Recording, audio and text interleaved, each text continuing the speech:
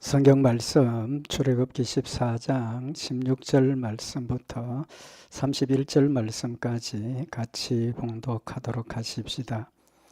여호와께서 모세에게 이르시되 내 손을 바다 위로 내어 밀어 물이 애굽 사람들과 그 병거들과 마병들 위에 다시 흐르게 하라 하시니 모세가 곧 손을 바다 위에 내밀매 새벽에 미쳐 바다의 그 세력이 회복된지라.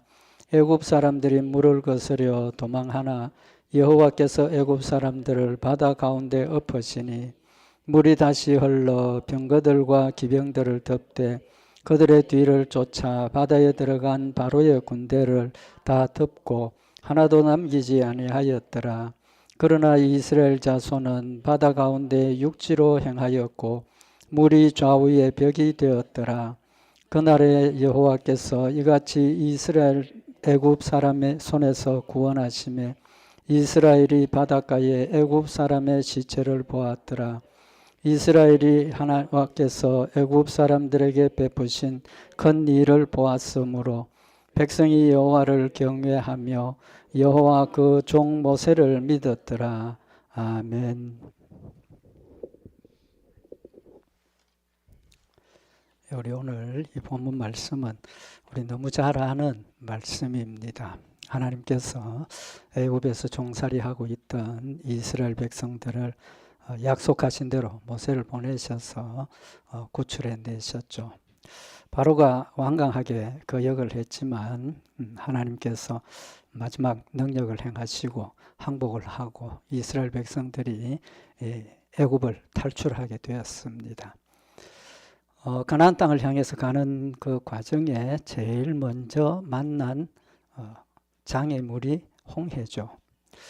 바로가 보내놓고 마음이 변했습니다. 그죠? 그래서 군사를 이끌고 이스라엘 백성들을 뒤쫓아오고 이스라엘 백성들은 겁이 나서 막 이제 도망가는 그런 상황인데 가다가 홍해를 만난 겁니다.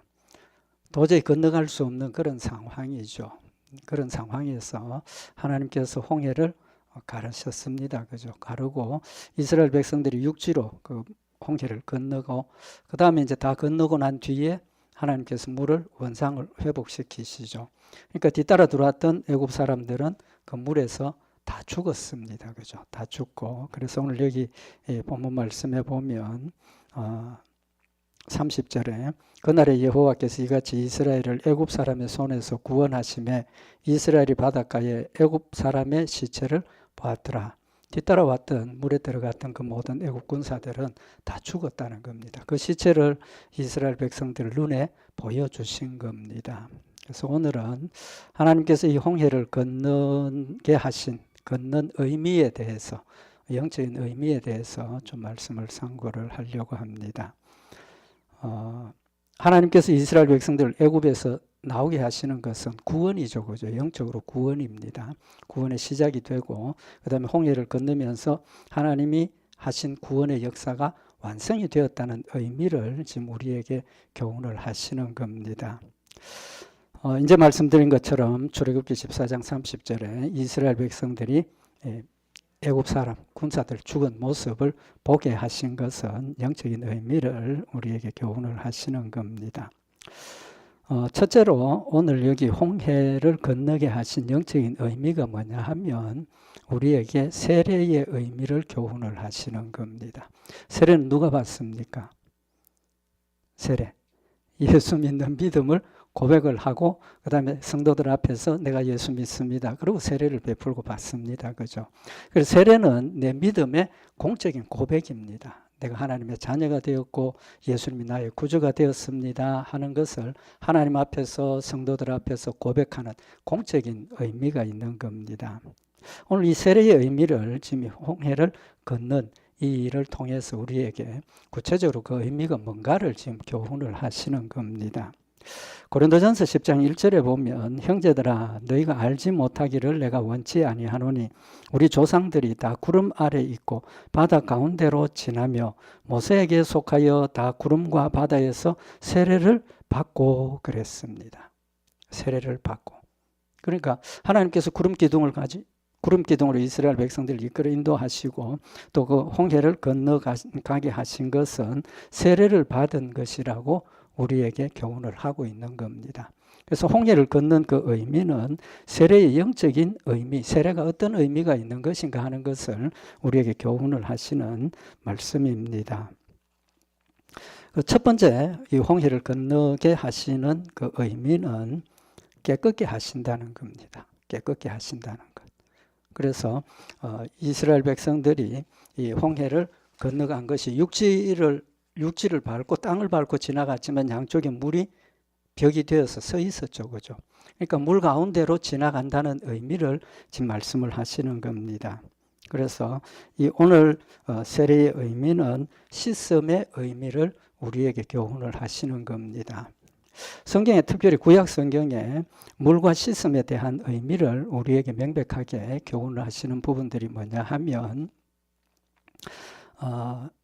물로 씻는다는 것은 부정한 것, 죄에서 씻음을 받는다라는 영적인 의미를 가지고 있습니다. 그래서 이 홍해를 건너고 난 뒤에 시내산에 도착을 해서 하나님께서 이스라엘 백성들에게 자신을 나타내 보여주시고 십계명, 계명, 율법을 주시고 이제 하나님을 믿게 하시는 그런 일을 하시는데 하나님께서 시내산에 임재하셔서 모세를 통해서 이스라엘 백성들에게 하신 말씀이 뭐냐 하면 출애굽기 19장 9절에 보면 여호와께서 모세에게 이르시되 내가 빽빽한 구름 가운데서 네게 임함은 내가 너와 말하는 것을 백성으로 듣게 하며 또한 너를 영영히 믿게 하려 함이니라.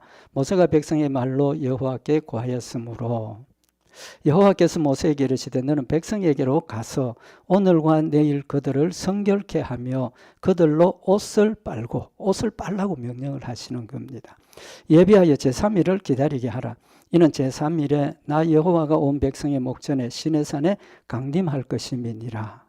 하나님께서 시내산에서 모세를 부르시고 가서 하나님 대화를 나누고 이스라엘 백성들이 그 광경을 보고 그 다음에 하나님께서는 직접 이스라엘 백성들에게 말씀하시겠다는 겁니다. 하나님을 만나도록 하시는데 첫 번째 하신 일이 뭡니까? 그들을 성결케 하라는 겁니다. 성결케, 거룩하게 하라는 거죠. 하나님을 만나려면 우리의 조건이 뭡니까? 죄가 없어야 됩니다. 그죠? 거룩해야 됩니다. 지금 죄인의 모습을 가르쳐 주시는 거죠. 그래서 성결케 하고 그들의 옷을 빨라는 겁니다. 그럼 이 옷을 빤다는 것은 어떤 의미겠습니까? 깨끗하게 하라는 거죠. 그죠? 깨끗하게 하라는 겁니다. 죄 회개와 용서의 의미를 우리에게 영적으로 말씀을 하시는 겁니다. 뿐만 아니라 성경에 보면 하나님께서 이스라엘 백성들에게 정하고 부정한 것을 명확하게 알려주셨습니다. 뭐가 정결하고 거룩한 것이고 뭐가 더럽고 부정한 것인가 하는 것을 가르쳐 주시죠. 그래서 부정한 것은 만지지도 말라라고 말씀을 하십니다. 왜 그렇습니까? 하나님께서 우리에게 영적으로 세상에 있는 것들을 통해서 이건 부정하고 이건 정한 것이다라는 것을 우리에게 말씀을 하시고 부정한 것 접촉하거나 또 만지거나 먹거나 하면 부정해진다라고 하시는 말씀은 뭘 훈련을 하는 겁니까? 죄를 부정한 것으로 우리가 그걸 만지지도 말고 먹지도 말고 심지어 보지도 말라는 그런 훈련을 하시는 겁니다. 선악을 선택할 수 있는 훈련을 하시는 겁니다. 그래서 그중에 제일 부정한 것의 대표적인 게 뭡니까? 시체입니다. 시체, 죽음. 동물의 시체, 사람의 시체, 죽은 것은 제일 부정한 것으로 이야기를 합니다. 왜 그렇습니까? 죽음 자체가 죄의 결과지 않습니까? 그래서 시체를 부정한 것으로 하나님께서 말씀을 하시고 시체를 접촉하지 말라, 만지지 말라는 겁니다. 그래서 형제의 장례식도 특별한 그런 과정을 거쳐서 제한적인 사람이 장례를 치르도록 그렇게 말씀을 하시죠. 그런데 우리가 살다 보면 의도치 않게 조심을 하지만 나도 모르게 동물의 시체를 만질 수 있습니까? 없습니까? 만지지는 않더라도 지나가다 옷깃이 스치기도 하고 접촉할 수 있다는 겁니다. 그래서 레위기 11장 25절에 보면 무릇 그 죽음을 옮기는 자는 죽음 시체를 이야기를 하는 거죠. 무릇 그 죽음을 옮기는 자는 그 옷을 빨지니 저녁까지 부정하리라. 시체를 동물 시체도 그렇고 치워야 하고 옮겨야 되는 일이죠. 그건 당연히 해야 됩니다. 그럼 그걸 했을 때 어떻게 하라는 겁니까? 옷을 빨라는 겁니다. 옷을 빨고 저녁까지 부정하다라고 말씀을 하시는 겁니다. 뿐만 아니라 레위기 11장 32절에 보면 이런 것 중 어떤 것의 죽음이 목기에든지 의복에든지 가죽에든지 부대에든지 무엇에 쓰는 그릇에든지 떨어지면 부정하리니 물에 담그라. 저녁까지 부정하다가 정할 것이니라. 동물의 시체나 뭐 이런 거 있다가 그릇이나 옷에 떨어뜨린다든지 닿으면 부정하게 되니까 물에 담그고 하루 종일 놔두라는 겁니다. 접촉상 부정하게 되는 거죠. 그 다음에 레위기 17장 15절에 보면 무릇 스스로 죽은 것이나 들짐승에게 찢겨 죽은 것을 먹는 자는 본토인이나 타국인이나 물론하고 그 옷을 빨고 물로 몸을 씻을 것이며 저녁까지 부정하고 그 후에 정한다. 먹으면.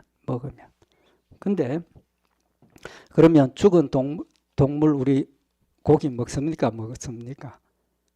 여기 그 조건이 있습니다. 스스로 죽은 것이나 들짐승에게 찢겨 죽은 것.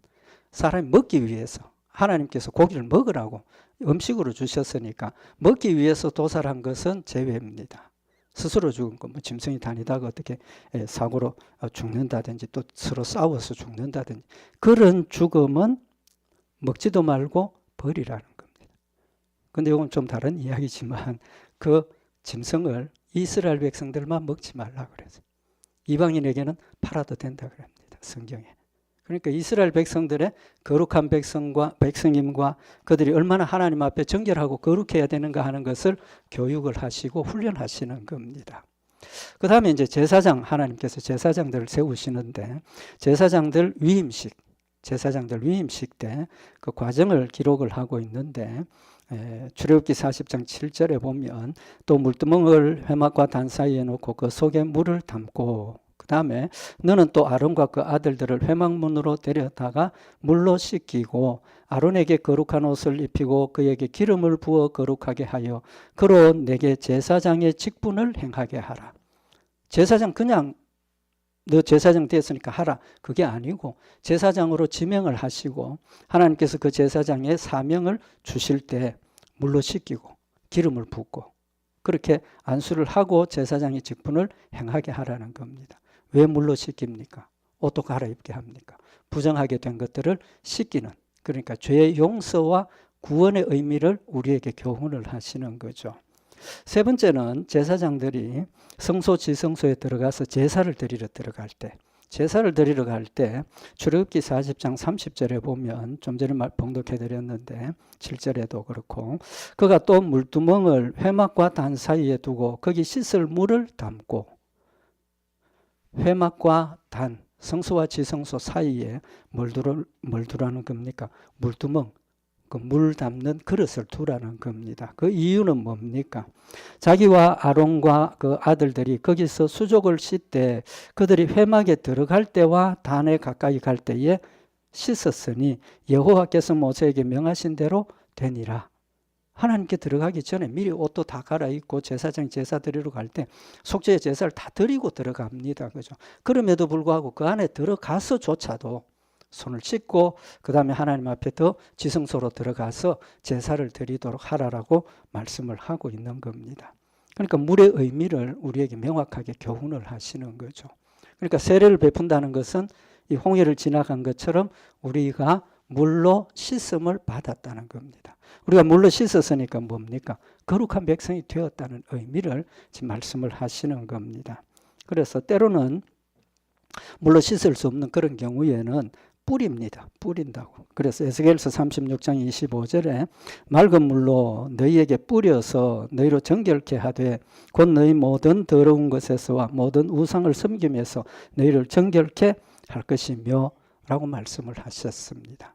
근데 이 씻음의 의미를 스가랴서 13장 1절에 보면 그날에 죄와 더러움을 씻는 셈이 다윗의 족속과 예루살렘 거민을 위하여 열리리라. 언제? 예수님 재림하셔서 예수님 이 땅에 인간으로 오셔서 하나님의 명령을 사명을 다 감당한 그때에 죄와 더러움을 씻는 셈이, 그러니까 예수님이 어떤 역할입니까?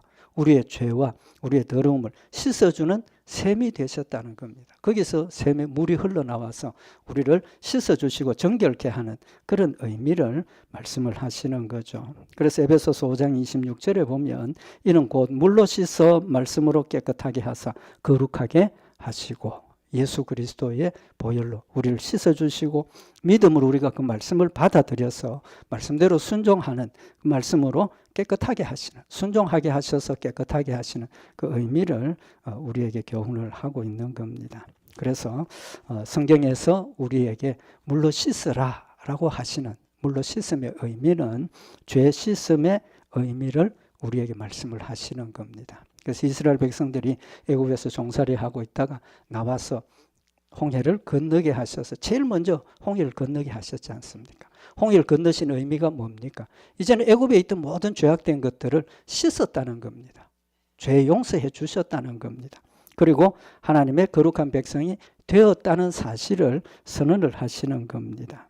그래서 좀 전에 처음에 말씀드린 것처럼 세례의 의미가 내가 예수 그리스도를 믿음을 가지고 성도들과 또 교회와 하나님 앞에서 나도 예수 믿습니다라는 고백을 하게 하시면 우리의 이때까지 모든 죄, 불신앙의 죄, 예수 믿기 전에 불신앙의 모든 죄들을 용서하시고 씻으셨다는 선언을 지금 우리에게 하시는 겁니다. 그래서 마가복음 1장 4절에 보면 세례 요한이 이르러 광야에서 죄 사함을 받게 하는 회개의 세례를 전파하니, 회개의 세례, 세례는 회개. 내가 예수를 믿습니다 하는 그것은 뭡니까? 제일 중요한 죄의 고백이 뭐냐 하면 내가 예수를 믿지 않고 하나님을 믿지 않았습니다. 그 죄를 고백하는 겁니다. 뭐 우리가 하나님 율법을 거역하고 뭐 거짓말도 하고 뭐 이런 것, 이런 죄보다도 더 근본적인 죄가 뭡니까?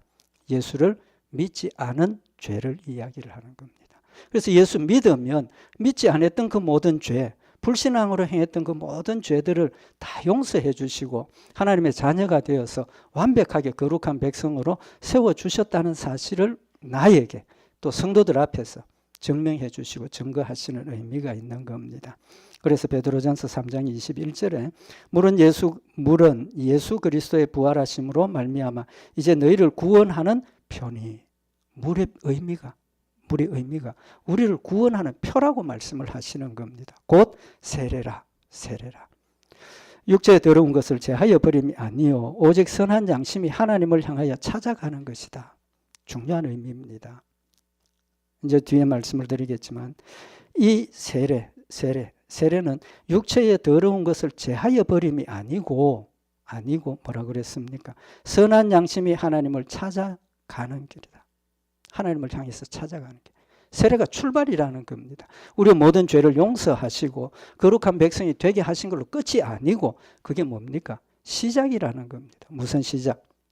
선한 양심을 가지고 하나님을 찾아가는 출발이라는 사실을 우리에게 말씀을 하고 있는 겁니다.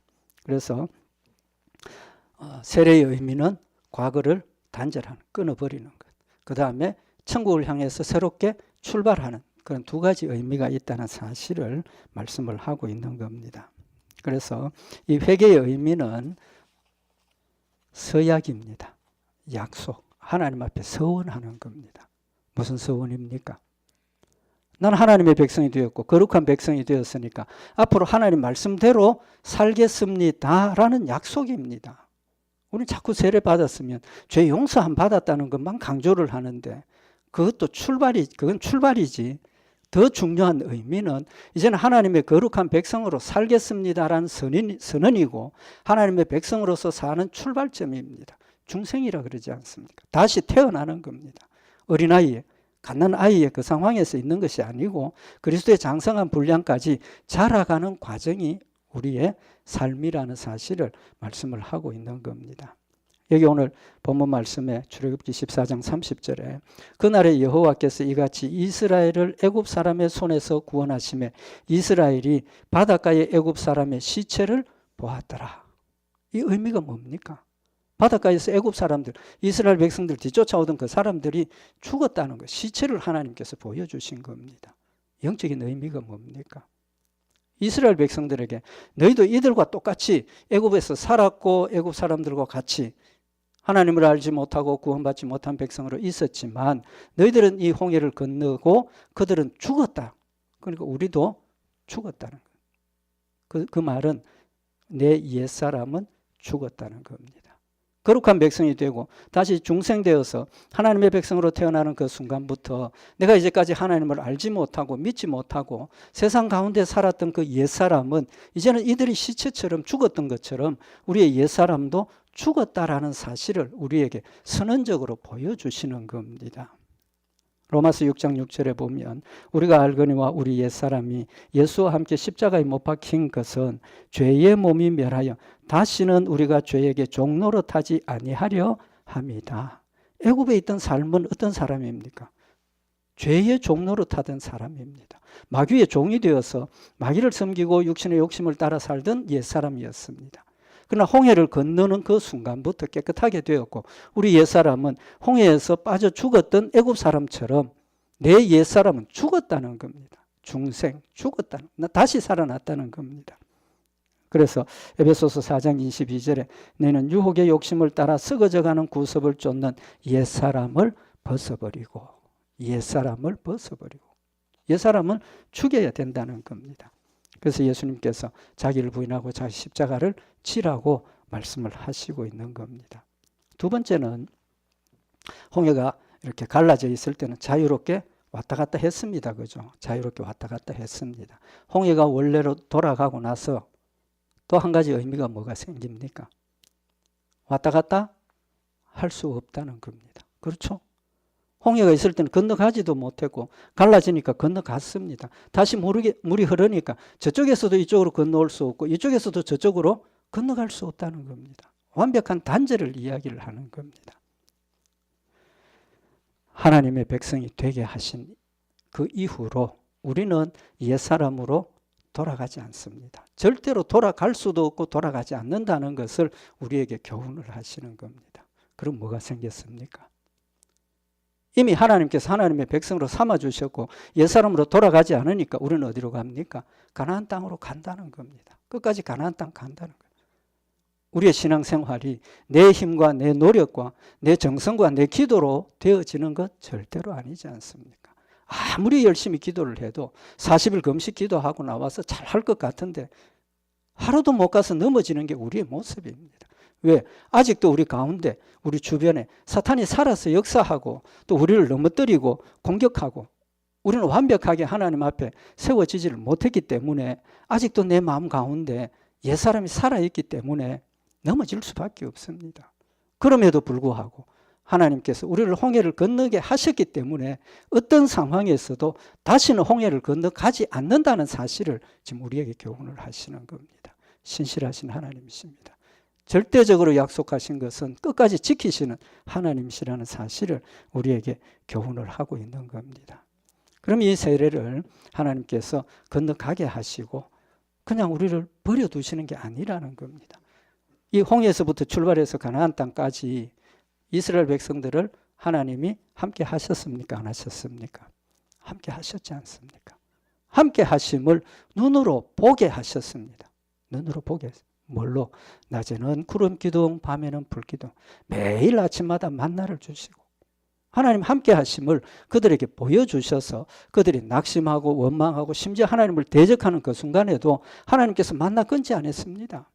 구름 기둥, 불 기둥이 사라지지 않았습니다.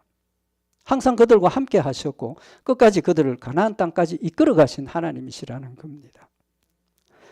그래서 하나님께서 우리에게 세례를 말씀을 하시면서 이 세례가 그냥 우리가 형식적으로 의식적으로 물로 세례를 주고 그런 세례가 아님을 우리에게 밝히십니다. 마태복음 3장에 보면 세례 요한이 예수님에 대해서 표현을 하면서 11절에 보면 나는 너희로 회개케 하기 위하여 물로 세례를 주거니와 내 뒤에 오시는 이는 나보다 능력이 많으시니 나는 그의 신을 들기도 감당치 못하겠노라. 그는 성령과 불로 너희에게 세례를 주실 것이요. 예수님 오시면 우리에게 세례 요한은 물로 세례를 베풀었지만 예수님 오시면 우리에게 성령과 불로 우리에게 세례를 베푸신다는 겁니다. 불세례를 이야기를 하죠. 불세례, 성령 세례를 이야기를 하는 겁니다. 그러면 우리가 육신의 물세례는 우리 육신의 그냥 겉으로 세례를 받습니다. 의식적으로 그죠.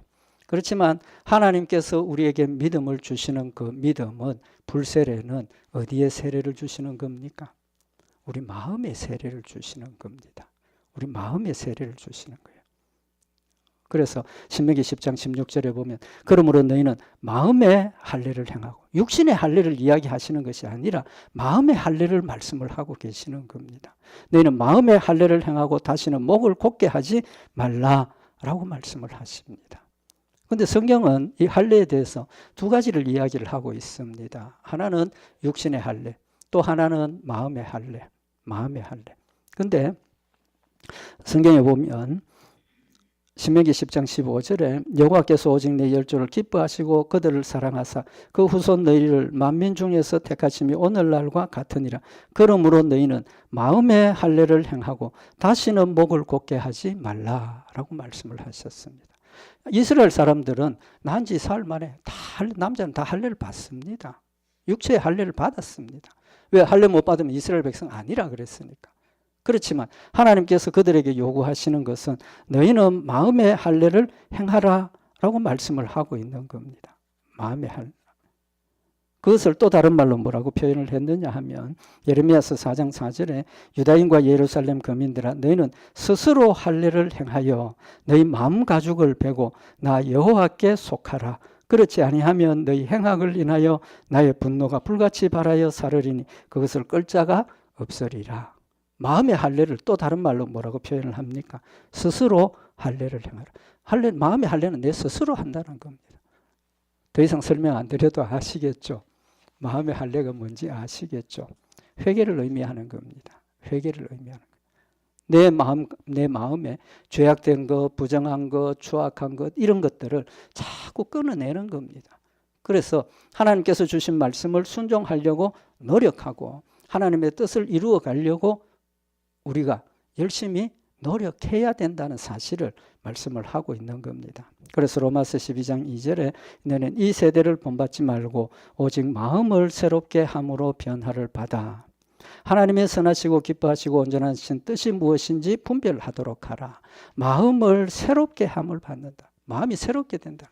그 의미가 뭡니까? 스스로 할례를 행한다는 겁니다. 내 마음에 아직도 남아있는 육신의 욕심들, 세상의 연락을 쫓아가는 것, 세상의 명예를 쫓아가는 것, 내 마음과 내 육신이 원하는 대로 살려고 하는 그 모든 것들을 자꾸 끌어내면 우리의 마음이 어떻게 됩니까? 새롭게 된다는 겁니다. 옛사람 벗어버리고 새로운 모습으로 단장해서 하나님께로 가까이 가는 그런 믿음의 역사가 있다는 사실을 말씀을 하고 있는 겁니다. 하나님께서 우리에게 두 가지 씻고 그 다음에 회개하는 것, 두 가지 의미를 말씀을 하고 있는 겁니다. 그래서 하나님께서 이스라엘 백성들에게 주신 이 홍해를 건너게 하신 영적인 모습은 우리가 이미 깨끗하게 되었습니다. 이제 우리는 남은 게 뭡니까? 스스로 할례를 행하는 것. 스스로 할례를 행하는 것이 남았다는 것. 우리 다시 한번 마음에 새겨서 우리는 하나님의 백성이고 하나님 나와 함께 하시고 지키심을 우리 늘 마음에 새겨서 늘 나를 하나님 앞에 세우고 내 모습을 하나님 앞에 돌아보고 우리의 모든 것들을 자꾸 회개하면서 더 거룩하고 아름다운 모습으로 하나님 앞에 세워지고 우리의 삶을 통해서 세상에 빛이 되고 소금이 되어서 하나님 살아계심과 하나님의 사랑을 증거하는 우리 복된 성도들 되시기를 바랍니다. 기도드리십시다. 사랑의 하나님 아버지, 옛사람의 모습은 죽음 가운데 아무런 희망과 소망도 없고 육신의 죽음을 향하여 달려가는 저희들이었지만 하나님 저희를 사랑하셔서 하나님 자녀 되게 하시고 거룩한 백성으로 세워주셨음을 이 시간 다시 한번 마음에 새기는 시간이 되게 하시고 하나님 거룩한 백성으로 세워주셨사오니 늘 자신을 돌아보고 스스로 마음 가죽을 베고 마음의 할례를 행하며 부정하고 추악한 것들을 끊어내면서 새로운 마음을 가지고 그리스도의 모습을 닮아가는 저희들 되게 하셔서 우리의 삶을 통해서 하나님이 영광 받으시고 하나님 살아계심을 증거하는 복된 열매들 되도록 주님 인도하시옵소서. 우리 주 예수 그리스도의 이름으로 기도드리옵나이다. 아멘.